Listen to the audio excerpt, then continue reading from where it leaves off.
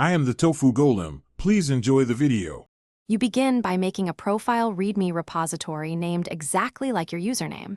This becomes the landing page viewers see. Once created, add a clear photo and a one-line bio that explains what you build and who you help. Then pick and pin 3 to 6 representative repositories. Choose variety so visitors quickly understand your strengths.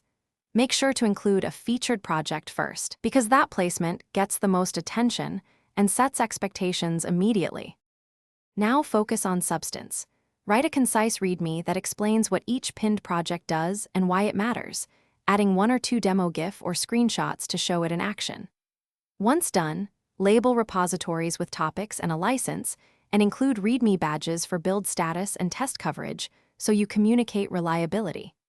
Make sure to enable GitHub Actions for CI and keep your contribution graph alive by scheduling small commits. These signals make your profile look current and trustworthy. Finish by polishing documentation. Add contributing and issue templates.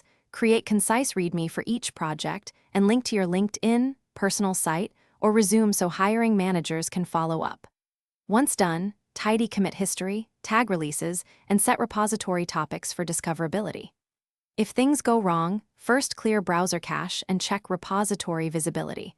Also validate that the profile README is named exactly as your username. If the README still doesn't render, check for stray characters in the file name and retry. Thanks for watching. Consider subscribing if we helped you today.